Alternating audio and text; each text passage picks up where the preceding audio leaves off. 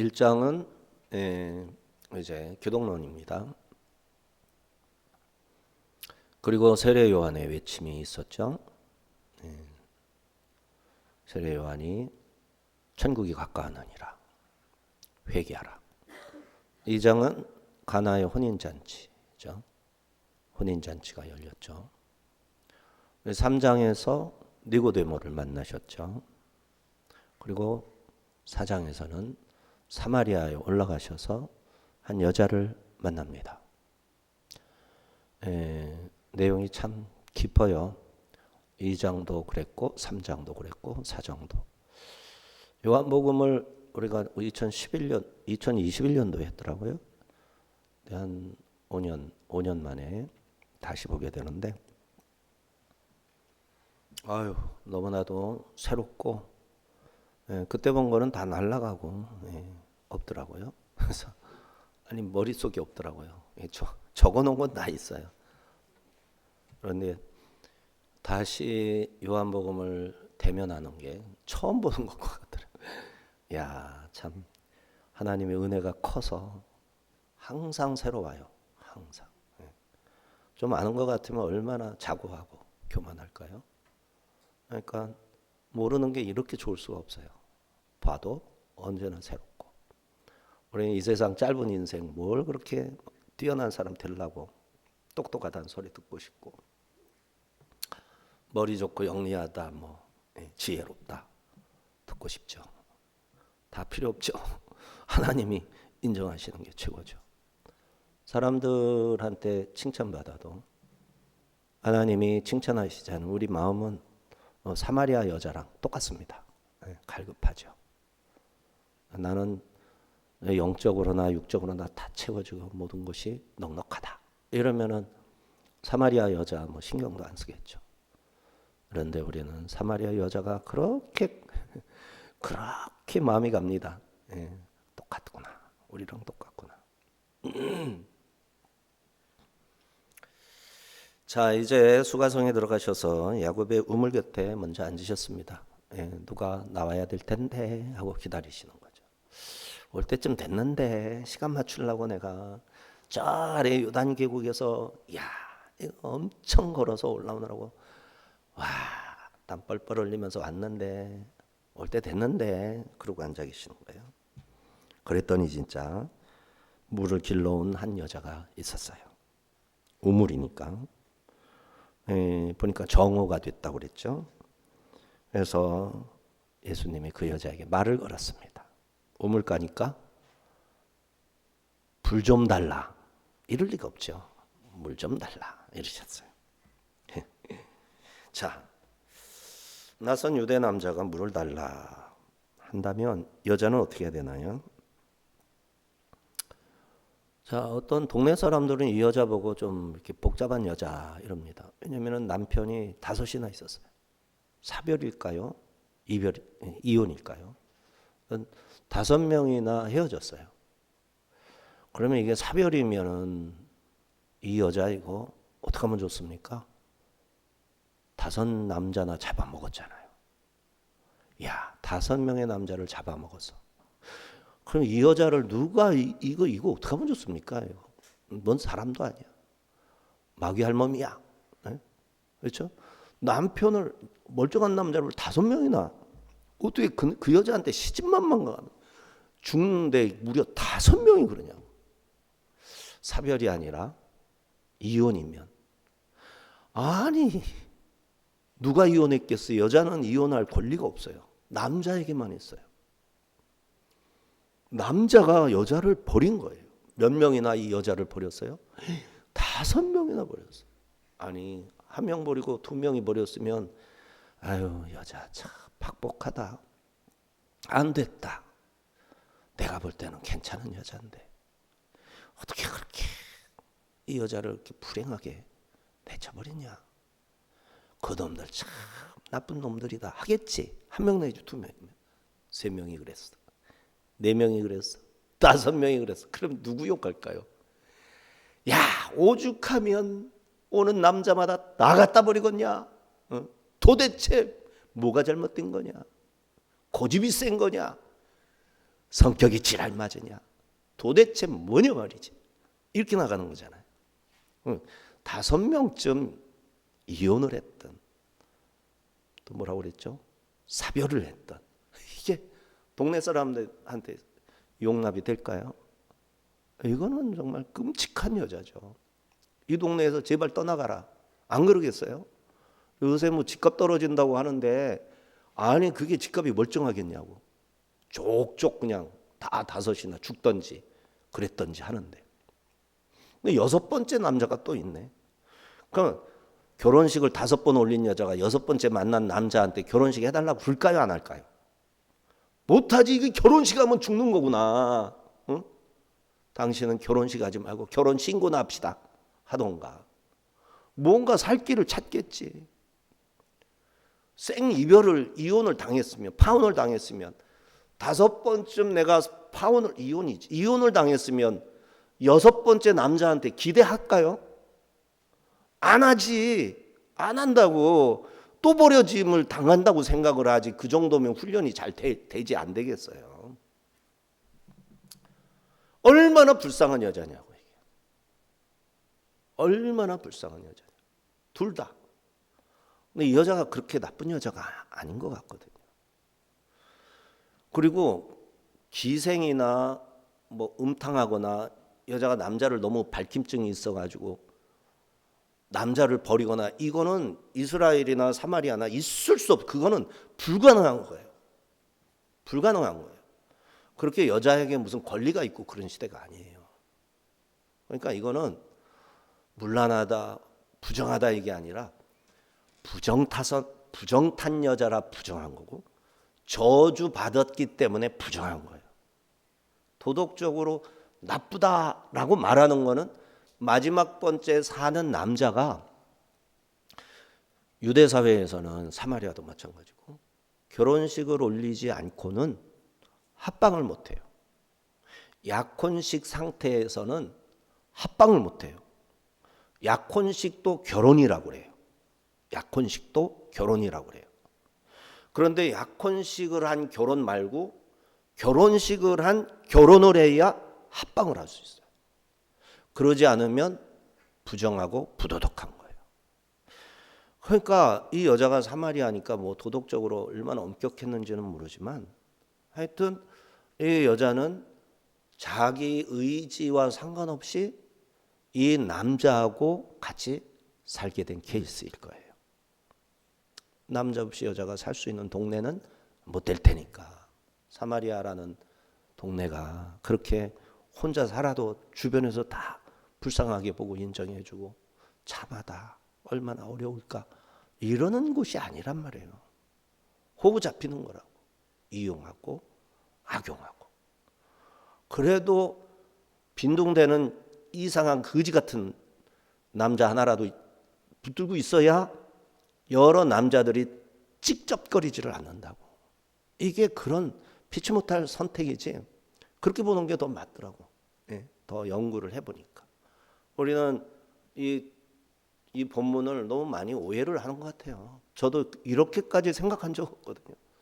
여자가 얼마나 부정하고 부도덕하면 남자를 이렇게 바꿔가면서 살았냐. 아이고, 남자 바꿀 수 있는 여자 하나도 없어요. 무슨, 야, 로마 시대 로마 궁궐에 여자들도 함부로 그렇게 못했어요. 못 바꿔요. 바꾸는 그런 사람이 아닌 거예요. 어쨌든 부정한 여자이기 때문에 부정하고, 남자를 잡아먹었기 때문에 부도덕하고, 이런 식의 부정인 거죠. 이 여자가 불쌍해지죠, 점점.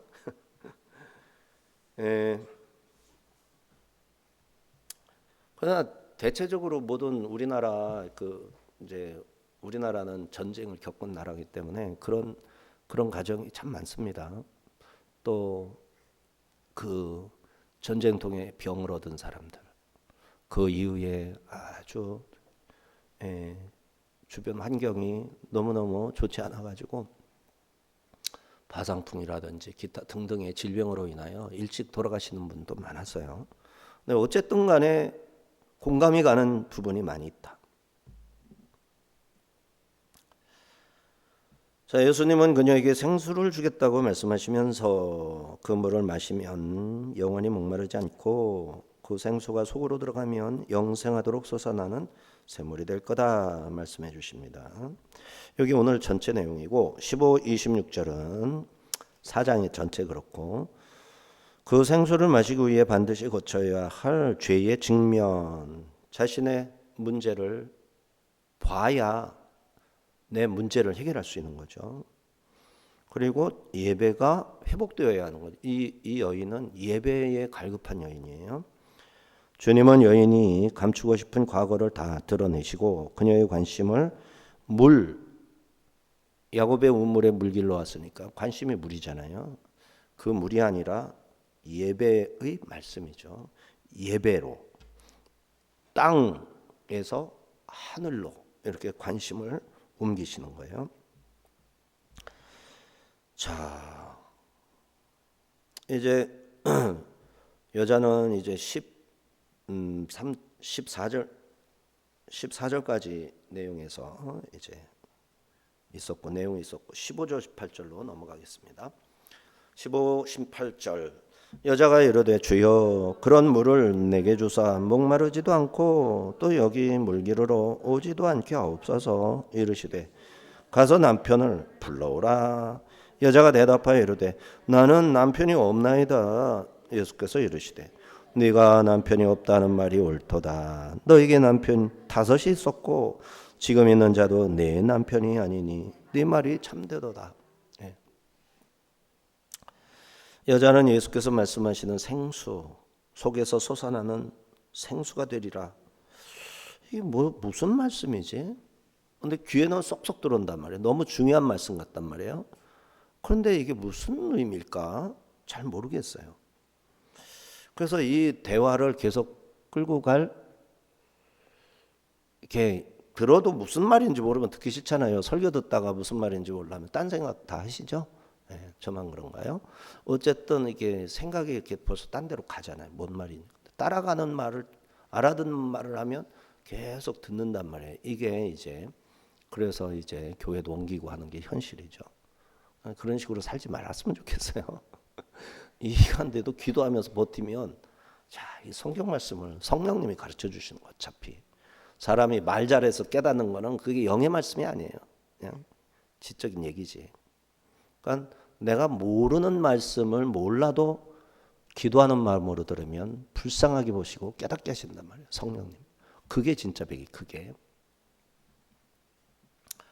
자, 여자는 예수님이 무슨 말 하는지를 모르니까 이제 그냥 듣다가 안 되겠어. 그래서 말을 바꿉니다. 말을 바꿔요. 뭐라고 바꿨죠?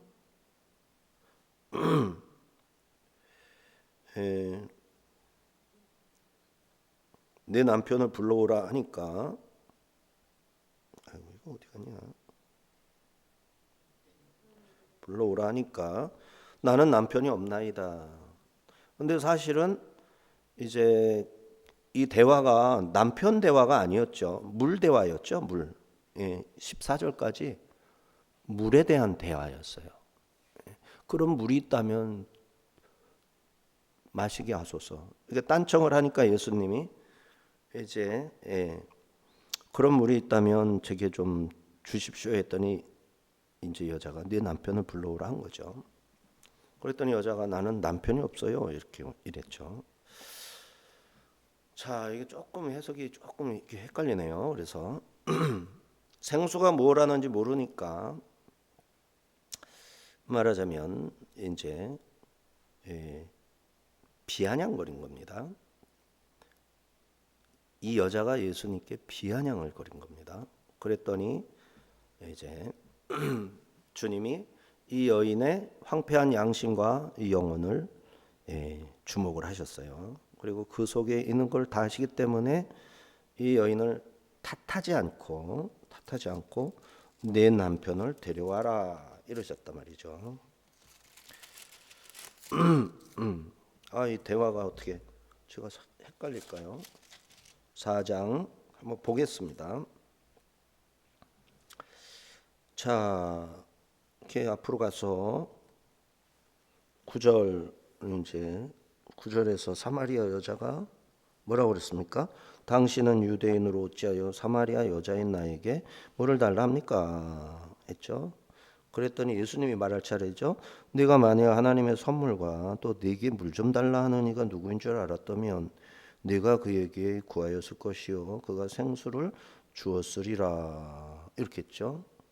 그랬더니 여자가 이제 생수 주제가 나오니까 주여 이제 주님으로 보이는 거예요.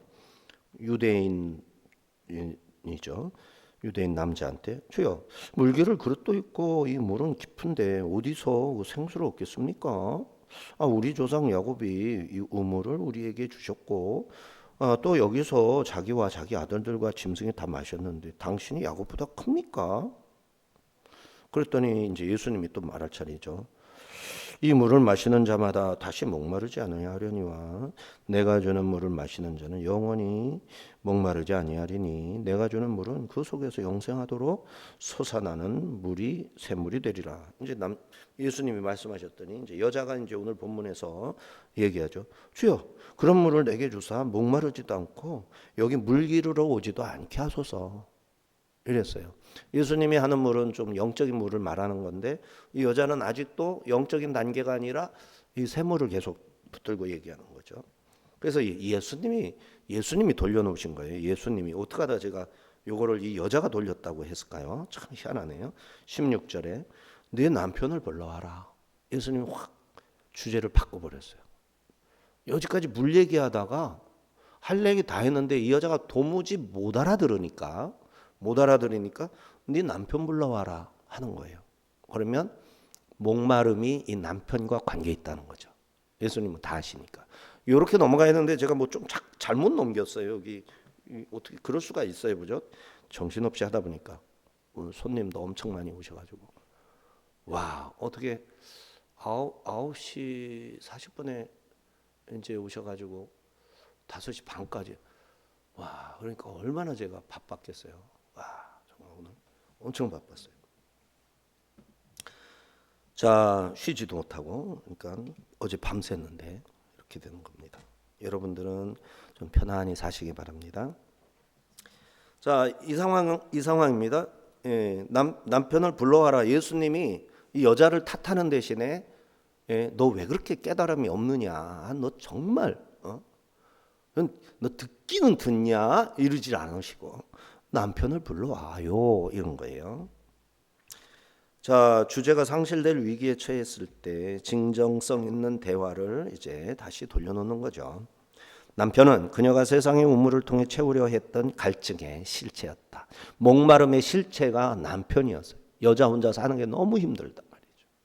그래서 제대로 된 남편 좀 얻고 싶은데 얻으면 뭐해? 또 죽을지 모르는데 이게 이제 이 목마름의 실체인 거예요.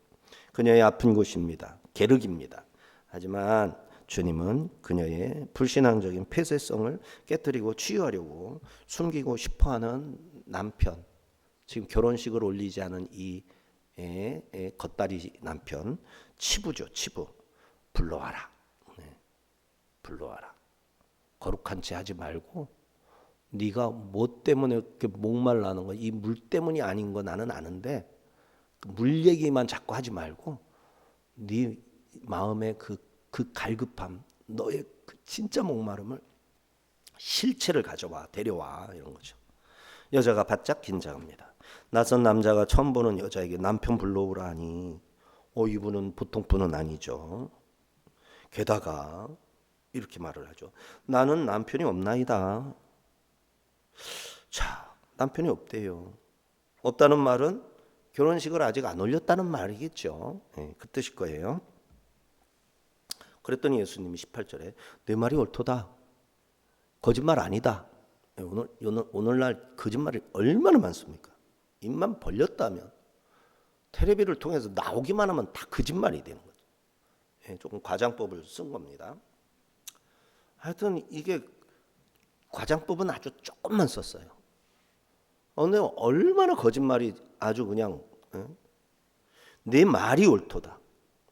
미뤄볼 때 그녀에게는 정상적이고 법적인 남편이 없었지만 함께 사는 남자가 있다. 말씀하시는 거죠. 예수님은 본 것도 아닌데 어떻게 알까요? 예수님이니까 아시지. 예수님. 그걸 봐야 합니까? 사람을 죽인 놈은 죽이는 거 봐야 죽인 놈입니까? 아니에요. 안 봐도 죽인 놈은 죽인 놈이에요. 부정선거 봐야 합니까? 안 봐도 한 놈은 한 놈인 거예요. 하나님 앞에 기도해서 목숨을 내놓고 얘기해야 돼요. 하나님이 반드시 이게 부정선거로 이게 그러면은 목숨을 걸고 진실을 말해 줘야 된다. 이게 크리스찬의 삶이에요. 모른다는 핑계 대지 말고 안 봤다는 핑계 대지 말고 억울한 사람이 있으면 그 사람 편을 들어줘야 돼요. 근데 내가 모르니까 살인자도 똑같이 대하는 거야. 그건 사단 편에 드는 거잖아요. 내가 모른다는 핑계로 사단의 손을 들어주는 거잖아요. 이게 지금 한국교회 문제예요. 몇 번이나 얘기하지만 이게 심각한 거예요. 지금 우리나라는. 자, 예수님은 너에게 남편 5이 있었고 지금 있는 자도 네 남편이 아니니 네 말이 맞긴 맞다. 참되다. 이 여자가 숨기고 싶은 속사정을 그냥 당사자니까 얘기하는 거예요. 제3자에게 말하면 명예훼손도 되고 뭐 다 하지만 지금 법정이 아니잖아요. 5 남편은 여인의 파란만장한 과거를 상징하고 그녀의 끊임없는 영적 목마름을 대변해 주는 단어가 되죠. 주님은 그녀의 수치를 주님이 부끄럽게 하려고 이 말하는 게 아니잖아요. 비참한 상황을 이제 해결해 주기 위해서 수술대에 올려놓아서 그 수술을 하려는 의사처럼 이거를 드러내시는 거잖아요. 참된 아픔은 복음은 아픈 곳을 건드리는 데서 시작이 되는 겁니다. 감추고 싶은 죄가 드러나서 비로소 구원을 바라보게 되는 것이죠. 자, 이 비밀을 말씀하시자 여자가 깜짝 놀랍니다. 여인의 생각에 자기 가정사를 정확히 알고 계신다면 이분은 하나님의 종이로구나, 선지자로구나, 틀림없다. 유대의 젊은 랍비인가 생각했더니 그냥 랍비 정도가 아니라 선지자로구나 깨달은 거죠. 19절 22절 여자가 이르되 주여 내가 보니 선지자로소이다. 우리 조상들은 이 산에서 예배하였는데 당신들의 말은 예배할 곳이 예루살렘에 있다 하더이다. 예수께서 이르시되 여자여 내 말을 믿으라. 이 산에서도 말고 예루살렘에서도 말고 너희가 아버지께 예배할 때가 이르리라. 너희는 알지 못하는 것을 예배하고 우리는 아는 것을 예배하노니 이는 구원이 유대인에게서 남이라. 이 말씀들이 니고데모하고 얘기한 것도 이게 다 이제 같이 나와서 다른 각도에서 조명하고 있고 세례 요한의 설교에서도 나온 것들 이게 1장에서부터 쭉 기독론에서부터 있던 단어들이 툭툭 나오고 있어요. 여자가 놀라며 주여 내가 보니 선지자로소이다. 여자가 눈치가 있다. 통찰력보다는 눈치가 좀 있죠. 이 선생님이 이 선지자님이 몇 마디 말씀에 나를 알아보니 분명히 선지자죠. 근데 여자도 똑똑한 거예요. 야곱에 대한 지식도 있었고 예수님과의 대화에서 조금 더 주눅들지도 않고 아주 당당하게 말합니다. 보통 한 5명의 남편이 사별했다 그러면 여자가 어디 뭐 당당하게 다니기나 하겠어요. 너무 기가 죽어서 살 텐데 조금 당당한 것 같아요. 그 힘이 뭐겠어요? 이제 나중엔 밝혀지지만 그 힘이 있는 거예요. 이 여자는 하나님을 향해 몸부림을 치고 그 몸부림을 통해서 하나님의 위로를 거듭거듭 받고 있는 여자인 거예요. 5명의 남편이 죽었다고 원망만 하고 신세 한탄만 한 게 아니에요. 그거를 극복하는 과정을 충실하게 다 겪어낸 여자가 틀림없어요. 여자는 예수님이 선지자라면 자신의 궁금증을 시원하게 풀어줄 것을 기대가 생겨서 우리 조상들은 이 산에서 예배하였는데 당신들의 말은 예배할 곳은 예루살렘이다 라고 하니 둘 중에서 어느 곳에서 예배드리는 것이 옳은 일입니까? 물은 것이에요. 당신들은 예루살렘에 예배를 드려야 한다. 우리 선생님들은 그리심산에서 예배를 드려야 한다. 그럼 어디가 진짜입니까? 물은 거예요.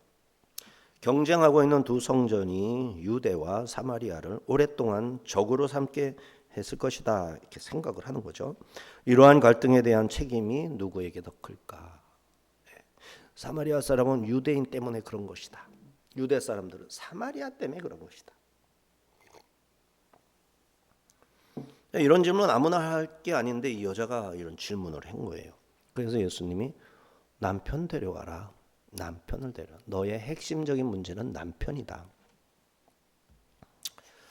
이에 예수님께서는 그녀에게 전 남편이 5이나 있었고 지금 있는 자는 혼례식도 행하지 않고 살고 있는 것이다 라는 말로 남편에 대한 주제를 딱 끝냅니다. 그래서 문제 많은 이 여자의 그 문제를 거기에 딱 맞춰요. 사실은 그 남편이 어떤 남자냐? 첫 번째 남편은요 말하면 깁니다 이러면서 제가요 멀쩡한 정신으로 살았겠습니까? 이러면서 아이고 제 사정 좀 들어보세요 선생님 이러면서 계속 얘기해야 될 거 아니에요. 얼마나 심각한 문제입니까? 근데 예수님이 딱 끊는 거예요. 그녀의 남편에 대해서 더 이상 묻지 않으십니다. 이제 예수님은 그녀가 제기한 사마리아의 예배, 예루살렘의 예배를 대화의 주제로 삼습니다. 여기에서 주제가 바뀐 거네요. 이렇게 허점투성입니다. 다시 말해 예배에 대한 그녀의 이야기를 받아서 그녀로 하여금 신령과 진정으로 드리는 예배, 하나님이 찾으시는 예배를 드려야 할 것이다. 이제 예수님이 사실 저 밑에서부터 가지고 온 주제를 본격적으로 말씀하기 시작하는 겁니다. 유대인들은 예루살렘 성전에서만 예배를 드렸죠. 또 사마리아 사람들은 그리심 산에서만 예배를 드렸습니다. 그러나 참된 예배는 장소가 문제가 아니라는 거죠. 예수님이 여자여 내 말을 믿으라. 이 산에서도 말고 예루살렘에서도 말고 너희가 아버지께 예배할 때가 이르리라. 이 장소 고집하지도 말고 저 장소를 고집하지도 말고 너희가 누구에게? 아버지께 대상이 중요하다. 아버지가 중요하다. 아버지에게 예배 드리는 거다. 이게 중요합니다. 오늘은 예배 문제예요. 이게 이 교회가 문제 아니고 저 교회가 문제가 아니고 야외 예배가 문제가 아니고 기도실에서 드리는 예배가 아니고 주일학교 예배가 문제가 아니고 누구에게? 아버지께 예배하는 것. 대상이 중요한 것. 그런데 그분이 누구예요? 하나님이 아버지예요. 아버지이신 하나님. 하나님께 예배를 드려야 되는데 아버지라고 말한 그 이면에는 아버지만 얘기하는 거예요? 지금 예배자도 말하는 거예요. 예배 드릴 대상이 아버지면 예배 드리는 자는 뭐라 해야 되죠? 예배 드리는 자는 아버지의 아들이든 딸이든 아버지의 자녀인가 봐야 되고 내가 지금 대상으로 아버지인가 왕인가 막 이런 걸 생각해야 되고 아버지가 돼야 되고 그럼 나는 누구지? 아버지의 자녀구나. 이게 되어야 되는 거예요. 근데 그게 될 때가 이르른다. 예수님이 그거를 가지고 오시는 건데 그렇게 예배할 때가 이르렀다. 이르리라. 곧 이룰 겁니다. 중요한 것은 장소가 아니라 누구에게 예배하느냐가 가장 중요함을 말씀하신 겁니다. 예배 대상 바로 아버지시라 선언하신 겁니다. 당시 유대인이나 사마리아인들에게 하나님은 거룩하고 두려운 심판주, 율법의 입법자, 벌벌 떠는 거예요. 하나님께 벌벌 떨어. 근데 아버지라는 건 벌벌 떨 대상이 아닌 거죠. 그래서 아버지께 예배드려야 됩니다. 아버지께. 금요 예배도 아버지께. 그러나 예수님은 하나님을 아버지라 하시며 이 예배를 가족적 친밀한 관계 안에서 드려야 할 것으로 재정의해 주시는 겁니다. 그렇다면 예배자는 모두 자녀인 셈이죠. 종이 주인에게 바치는 의무적 조공이 아니라 자녀가 아버지께 나아가는 사랑의 대면이 되는 겁니다. 그래서 지금도 아버지께 예배 드리세요. 예, 제가 뭐 잘나지 않았잖아요. 그리고 뭐 저는 용서하고 싶은 사람은 아니잖아요. 그런 거 따지지 말고 아버지를 생각해야 돼요. 아버지를. 이게 중요한 거예요. 정말 중요한 거예요. 이 중요한 걸 몰라. 이 중요한 걸 알아야지 예배가 사는 겁니다. 설교 잘하는 사람이 예배를 살리는 게 아니라 그 중요한 걸 아는 사람이 예배를 살리는 겁니다. 자, 예수님은 사마리아 여인처럼 버림받고 소외된 자라도 이제는 하나님의 자녀로서 아버지께 당당히 나아갈 수 있는 길이 열렸다. 때가 이르리니 하는데 이제 곧 때가 왔다. 이때다 이러시거든요. 그런데 하나님을 아버지라 부르는 것은 유대인들만의 특권은 아닙니다. 피조물들이 자기 조물주 창조주에게 아버지다 할 수 있는 거예요. 그래서 하나님이 창조하신 모든 존재, 예수 그리스도를 믿는 모든 사람들이 이제 아버지라 자녀로서 부를 수 있는 거죠. 예배에 있어서 예루살렘과 그리심산의 장벽은 아버지 되시는 하나님께 예배를 드림으로써 장벽이 허물어지는 겁니다. 이어서 주님께서는 그렇게 온전한 예배를 아버지께 드리게 될 때가 이를 것이다 말씀하셨어요. 이때 드리게 될 때 하나님의 구속사가 성취되는 결정적인 시점인 거죠. 십자가와 부활이 성취돼서 온전한 예배가 가능해지는 때 이제 멀지 않았습니다. 요한복음에서는 세 번 유월절이 나오는데 이제 첫 번째 유월절, 두 번째 유월절, 세 번째 유월절이 돌아가셨죠. 세 번이지만 사실은 2년이죠. 왜냐하면 이번 유월절로 시작을 해가지고 다음 유월절로 1년 됐죠. 그 다음 유월절이 된 다음에 바로 십자가에 못 박혀 죽으셨으니까 횟수로는 3년이지만 4년 되나요? 3년이죠. 3년인데 실제 기간은 2년하고 며칠에 불과한 거죠. 멀지 않았어요. 깨끗하게 2년 남은 거예요. 2년. 십자가 부활이 성취되어 온전한 예배 가능해질 때 멀지 않았습니다. 이제 곧 예수 그리스도의 십자가 죽음과 부활의 사건이 있을 것이고 십자가는 성소의 위정을 찢어서 누구나 하나님께 나아갈 수 있게 했고 부활은 참 생명을 주어서 참된 예배를 드릴 수 있는 변화된 존재로 변화시켜 줄 것이고 또 하늘에 오르신 예수님께서 성령을 보내주실 거예요. 교회에 강림하실 것이고 오순절에 성령이 임하면 성령의 사람들이 이곳 사마리아로 들이닥치겠죠. 빌립이 먼저 올 거고 베드로와 요한이 와서 사마리아에도 성령이 임하셨다는 눈으로 확인해야 되겠다 하고 와서는 확인하고 교회를 선포한단 말이에요. 이게 불과 2년 있다가 일어날 일이에요. 2년 있다. 예수님 죽으시고 오순절 지나가고 빌립이 이제 전도하러 내려가죠. 내려가서 저 이디오피아로 내려가는 그 내시한테 전도하고 그 다음에 갑자기 빌립이 공중 이동을 해가지고 순간 이동까지 하죠. 빌립이 놀라운 사람이에요. 어디에 갔었더라? 하여튼 요빠 어디께로 가가지고 거기에 있다가 어디로 간 겁니까? 요빠는 나중에 갔죠. 그 다음에 사마리아로 갔단 말이에요. 예수님이 가셨던 이곳에 빌립이 가서 전해요. 그 소식을 예루살렘에서 듣고 베드로와 요한이 가서 사마리아의 장로들을 보면서 너희에게도 성령이 임했고 너희도 예수 그리스도의 교회가 되었다. 이러고 돌아오잖아요. 그리고 이제 빌립이 요빠로 가서 요빠에서 거주하게 된단 말이죠. 얼마 안 남은 일이에요.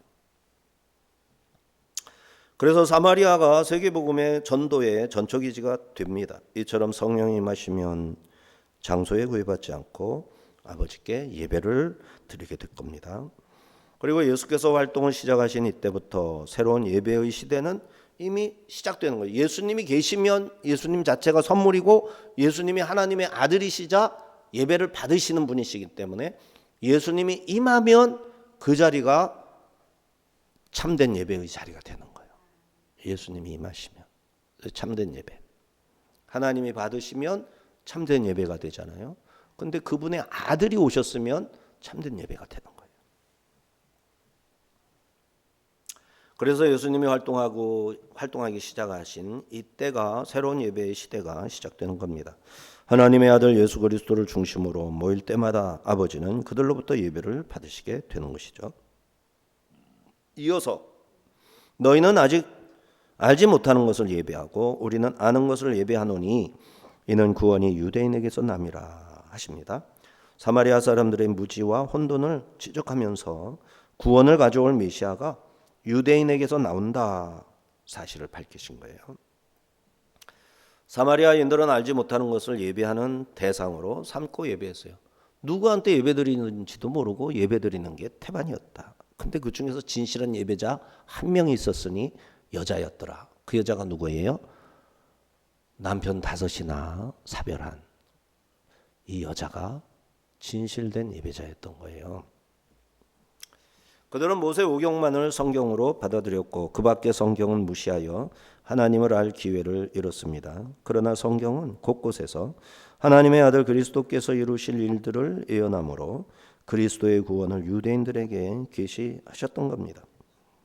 구원, 소테리아, 구출, 보전이라는 뜻이기도 하고 히브리어에서는 에스와, 예수님의 이름이죠. 에스와. 예수라는 이름이 어근입니다. 유대 다윗의 계보에서 나온 예수가 구원을 계획하신 하나님의 모든 말씀들을 다 성취시킬 거예요. 아버지가 계획하신 일을 아들이 말씀과 지혜로서 다 성취시키는 거예요. 구원이 유대인에게서 남이라 하셨다고 해서 유대로 달려가서 예배드리라 이런 뜻이 아니죠. 거기서 분출된 생명수는 성령의 능력과 권세로 권위로 흘러넘치는 거예요. 흘러넘치는 그 물을 받아 마시면 돼요. 루아흐, 푸시케, 하나님의 말씀이, 영의 말씀이 흘러서 넘쳐가면 그것을 탁 있는 자리에서 바람으로 올 거 아닙니까? 받아 마시면 되는 거예요. 23절 24절 아버지께 참되게 예배하는 자들은 영과 진리로 예배할 때가 오나니 곧 이때라. 아버지께서는 자기에게 이렇게 예배하는 자들을 찾으시느니라. 하나님은 영이시니 예배하는 자가 영과 진리로 예배할지니라. 자, 예배 대상 아버지라고 그랬죠. 참되게 예배하는 자들, 여기 참되다라는 단어가 추가했어요. 그래서 예배는 참되게 드려야 돼요. 아버지께 드리는 자가 참되게 예배 드릴 수 있게 되는 거죠. 그런데 아버지라고 하면서 하나도 안 참될 수가 있죠. 지 멋대로 하면 참된 게 아니죠. 그래서 우리가 참되게 예배해야 됩니다. 근데 예배의 자리에서 참되게 예배하지 않으면 어떻게 될까요? 그거는 참 해서 우리가 신앙 성숙의 과정에서 많이 우리가 씨름해야 되는 부분이죠. 예배가 무성의함이 하나님을 뭐 하는 걸까요? 끔찍한 겁니다. 끔찍한 거예요. 내가 예배에 좀 신경도 안 쓰고 좀 이렇게 대수롭지 않은 자세로 예배를 드린다는 거는 누가 대수롭지 않다는 거예요? 하나님이 대수롭지 않은 거예요. 목사님한테 뭐 하는 거는 그거야 뭐 목사님이나 내나 뭐가 다르겠어요. 똑같으니까. 아유 뭐 안 되면 같이 맞붙어서 싸우기도 하는 거지. 그런데 하나님은 다르죠. 하나님한테는 그럴 수는 없지.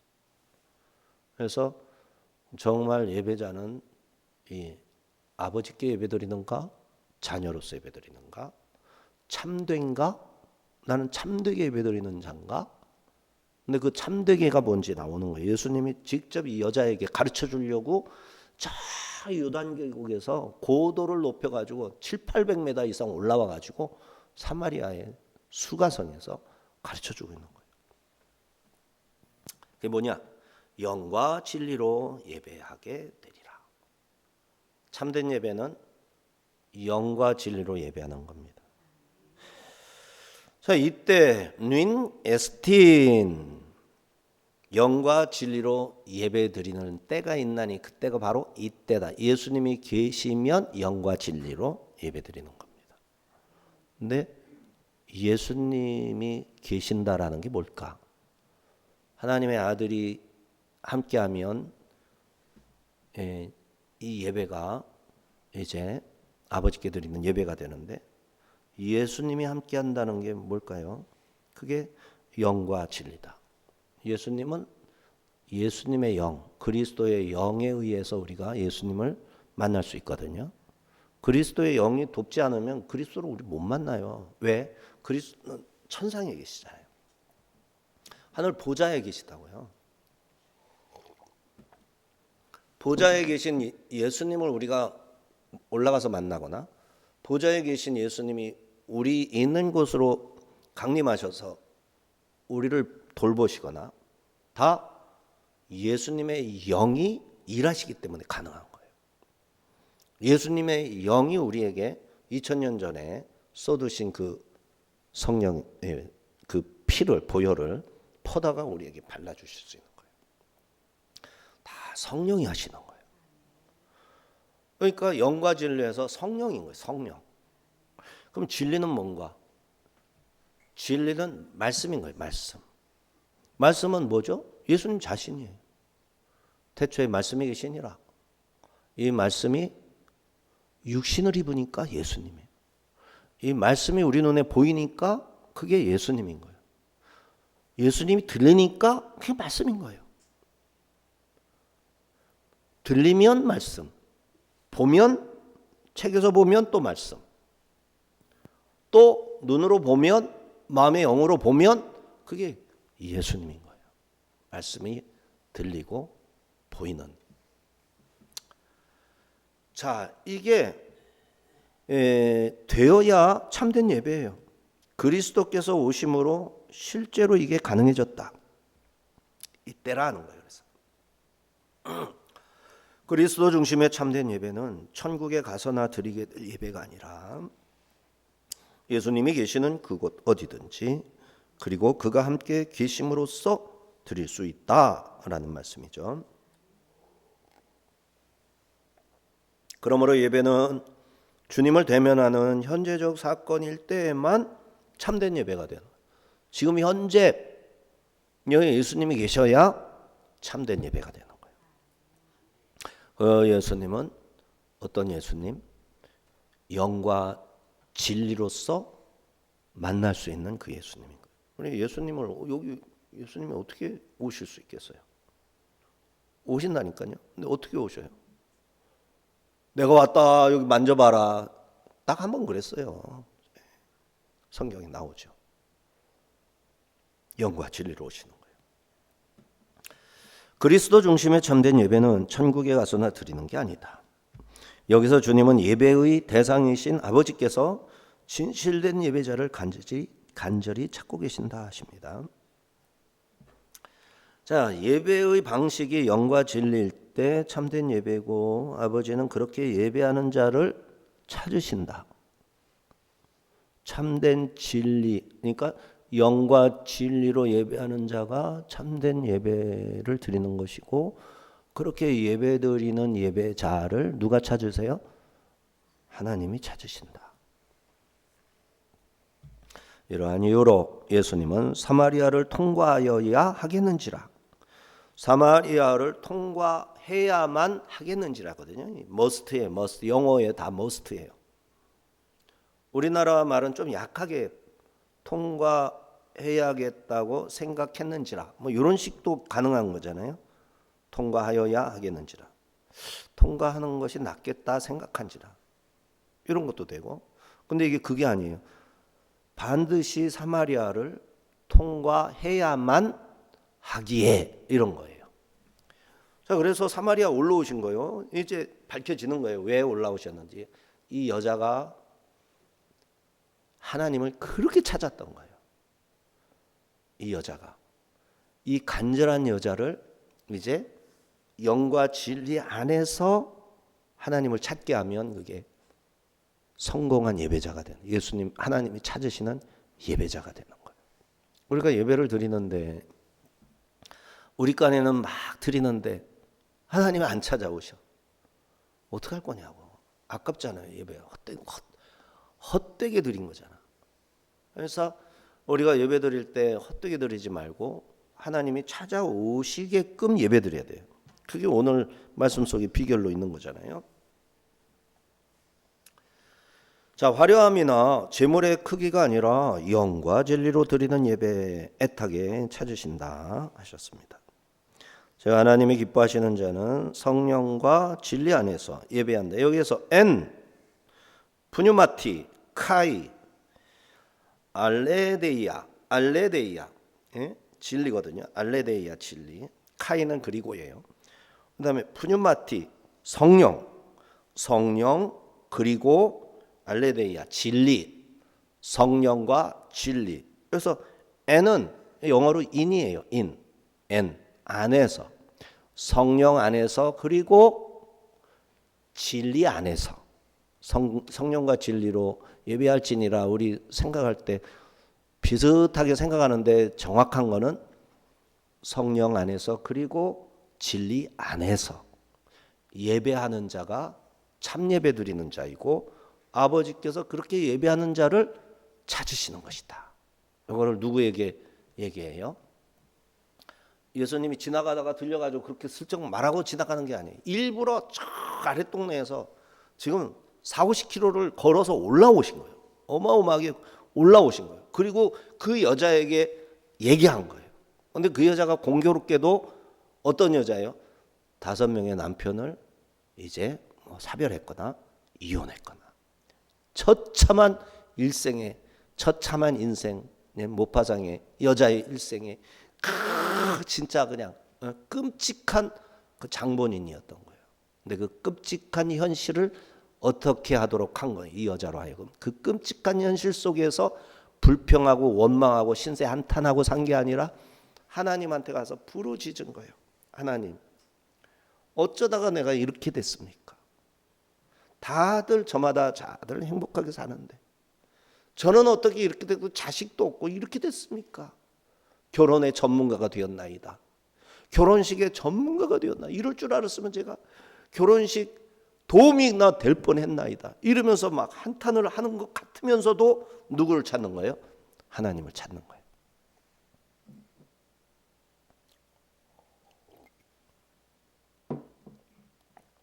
그게 이제 성령 안에서 진리 안에서 그렇게 한탄하면 그 간절하게 하나님을 찾으면 어디 안에서?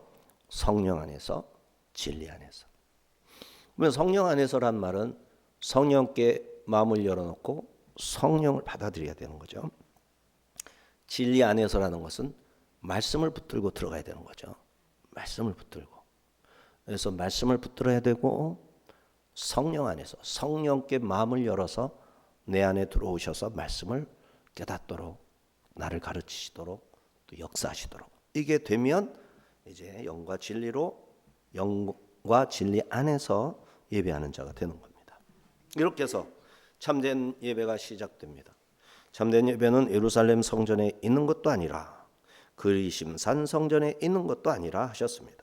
유대인이 교만하기는 하지만 그렇다고 유대인들이 구원에서 제외되는 것도 아니고 사마리아인이 아무리 겸손하다 하더라도 그 겸손이 구원의 보증이 되는 것도 아니고 중요한 것은 오직 영과 진리 안에서 예배 드리는 자인가, 이게 중요한 거죠. 아버지 하나님께서 영과 진리 안에서 예배하는 자들을 그렇게 찾으셨던 겁니다. 이를 말해주려고 저지대 요단 계곡에서 높은 고도의 수가성에 올라오셨던 겁니다. 자, 사마리아 여인은 메시아 대망 신앙을 가지고 있는 자였어요. 메시아 곧 그리스도께서 오시면 그는 모든 것을 알리시고 가르쳐 줄 것임을 믿던 여자예요. 25, 26절은 사마리아 여인과 예수님이 나눈 대화의 클라이막스예요. 25, 26절 여자가 이르되 메시아 곧 그리스도라 하는 이가 오실 줄을 내가 아노니 그가 오시면 모든 것을 우리에게 알려주시리이다. 예수께서 이르시되 네가 말하는 내가 그라 하시니라. 자, 이 여자가 하는 말이 메시아 곧 그리스도라 하는 이가 오시면 모든 것을 우리에게 알려주시리이다. 이거 맞는 고백이죠. 그리스도가 오시면 그렇게 하실 거예요. 참 제대로 고백을 했어요. 그리스도를 대망하는 신앙이죠. 이걸 인정해 주셨어요. 그리고는 네가 말하는 그가 바로 나다. 네게 말하고 있는 내가 바로 그리스도다. 예수님이 자신의 정체를 드러내셨어요. 메시아를 갈급하게 기다리고 있다는 점에서 이 여인만한 사람이 없었던 거죠. 그녀가 비록 다섯 남편으로부터 버림받다 보니 지금같이 사는 자와는 결혼식조차 올리지 못하고 살고 있지만 자신의 박복을 원망하기보다 현실적 곤고함을 하나님께 하려며 자신을 구원하실 메시아를 찾는 데 온 마음을 다했던 겁니다. 이에 예수님께서는 그녀의 갈급함이 오직 성령과 진리 안에서 하나님께로 예배 대상이 하나님 그래야 할 것임을 일러주고 싶었던 거죠. 아버지께서 찾으시는 사람이 바로 이와 같은 사람이었던 거죠. 자신의 진심을 거짓 없이 하나님께 아뢰고 하나님의 자비를 구하는 자를 찾아서 그에게 참된 예배를 가르쳐 주셨던 겁니다. 예수님은 10절에서 이미 네가 만일 하나님의 선물과 그랬죠. 네가 만일 하나님의 선물 알았더라면 또 네게 물 좀 달라 하는 이 내가 누구인 줄 알았더라면 그에게 나에게 물 좀 달라고 선물을 달라고 했을 것이다. 그러면 네가 말하는 그 선물 생수를 주었을 것이다. 이 여자는 겉으로는 물을 구하려고 우물에 왔지만 진짜 구하는 것은 영혼의 메말라 있음, 하나님과의 단절에서 오는 이 영적인 갈급함을 적셔줄 속에서 솟아나는 생수, 이거를 지금 갈급해하는 거예요. 그거를 내가 주었으리라 이렇게 말씀을 하셨어요. 그때 이 말씀을 깨달았을까요? 전혀 깨닫지 못했죠. 그러나 지금 주님과 긴 대화를 하는 중에 마음이 조금씩 귀가 열리고 하면서 이제 이분이 그리스도구나, 이분이 하나님의 선물이구나. 예수님이 얘기는 이제 꺼낸 얘기가 이제 하나님의 선물은 예수님이 꺼낸 얘기거든요. 근데 왜 예수님이 하나님의 선물을 얘기했을까요? 남편 5이 있었으나 이것도 예수님이 하신 말이죠. 지금 있는 너하고 같이 사는 남자는 네 남편이 아니다. 결혼식을 올리지 않았다. 이것도 예수님이 하신 말씀이죠. 예수님이 아시는 거예요. 예수님. 남편이 5이었던 것도 아시고 이 여자가 지금 하나님의 선물을 그렇게 받기를 원해서 기도하는 내용이었어요. 그러니까 우리가 하나님 선물 좀 주세요, 선물 좀 주세요 하면 하나님이 알아요, 몰라요? 아시는 거예요. 그리고 그걸 주러 오시는 거예요.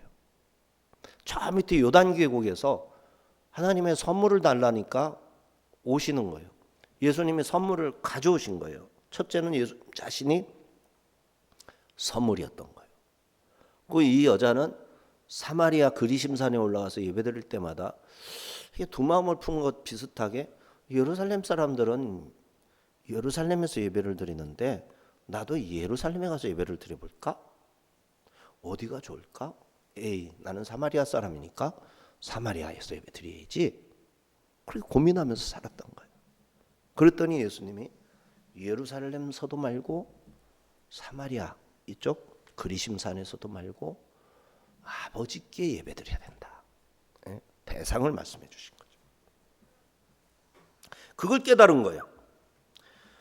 자, 그리고 에고 에임이 내가 그라, 에고 에임이 내가 기다. 내가 바로 그분이다. 모세에게 하나님이 여호와 내가 그다. 내가 그다. 내가 나다. 나는 스스로 있는 자인이라 이렇게 번역을 했는데 그게 바로 에고 에임이랑 100% 똑같은 말이에요. 번역을 할 때 구약에서는 나는 스스로 있는 자이다 이렇게 말한 거죠. 자, 예수님은 단순하게 자기 소개하신 것이 아니라 신적 권위를 담아 사마리아와 온 세상을 향해 자기가 누구신지 선언하신 겁니다. 예수님이 바로 예배의 대상이셨어요. 이와 같이 예수님은 한 여인을 만나 그녀의 인생을 참담하게 만들어버린 문제의 핵심을 해결해 주셨습니다. 샘물에 대한 말씀으로 시작해서 그녀로 하여금 스스로 마음에 닫힌 문빗장을 열게 하시더니 그녀를 사로잡고 있던 예배의 무력증, 영적 갈증에 대하여 대화를 통해 그녀에게 참된 예배를 가르쳐 주신 겁니다. 예수님은 그녀의 필요와 죄를 인정하게 하신 다음 영생하도록 솟아나는 샘물을 마시게 해 주셨다라는 사실을 본문에서 잘 살펴봐야 됩니다. 야곱의 샘물이 하나님의 선물이었던 게 아니라 그녀에게 찾아온 예수님이 선물이셨고, 그녀는 예수님을 만난 후 그 마음에서 솟아나는 샘물을 경험했을 겁니다. 제자들이 한 사람 한 사람 돌아와서 예수님과 여인과의 대화를 어느 정도 지켜봤겠죠. 그러나 어찌하여 이 여자하고 사마리아 사람하고 대화를 하십니까? 묻는 제자가 하나도 없었죠. 자, 오늘 본문 한 사마리아 여인과 예수님과의 만남을 통해 우리에게도 참된 예배와 구원의 길을 보여주셨습니다.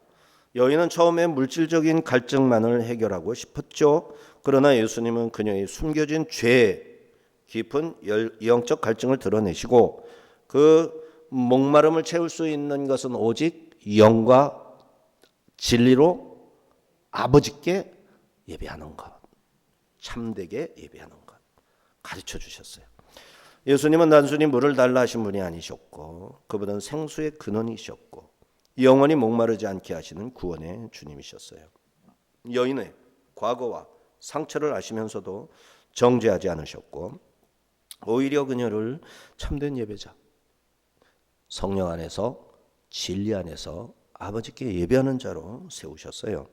그리고 마침내 네게 말하는 내가 그다 하심으로써 네가 그토록 보고 싶어 했던, 뵙기를 원했던 메시아가 바로 나다. 나다나엘도 이스라엘의 구원자로 오실 분을 묵상하는 중에 예수님이 나다나엘 무화과 나무에서 밑에서 묵상하는 것을 보여주셨잖아요. 그러면서 나다나엘을 기특하게 인정을 해주신 어떤 사인을 보내셨겠죠. 그러고 나서 네가 무화과 나무 아래에 있을 때 내가 너를 받지 않느냐. 그랬더니 주여, 당신은 참으로 하나님의 아들이로소이다. 이렇게 고백을 했었잖아요. 오늘 우리도 이 여인과 다르지 않습니다. 세상의 우물에서 목마름을 채우려 하지만 그 갈증은 결코 사라지지 않습니다. 오직 예수 그리스도만이 우리의 영혼을 만족시키시며 우리를 아버지께로 인도하십니다. 참된 예배는 장소가 아니라 예수 그리스도를 통해 아버지께 드리는 영과 진리인 것이죠. 그러므로 우리는 오늘 또 예수님 앞에 나가야 합니다. 우리의 죄와 상처를 숨기지 말고 그분 앞에 드러내며 그리스도께서 주시는 생수를 받아야 합니다. 그때 우리의 삶은 영원히 목마르지 않는 샘이 되어 하나님께서 찾으시는 참된 예배자가 될 겁니다. 주님께서 말씀하신 네게 말하는 내가 그라 라고 하신 말씀이 오늘 우리의 고백이 되기를 바랍니다. 예수 그리스도께서 우리의 메시아, 우리의 생수, 우리의 예배의 대상이심을 믿고 그분 안에서 참된 예배와 영생을 누리는 성도들이 다 되어야겠습니다. 기도합니다.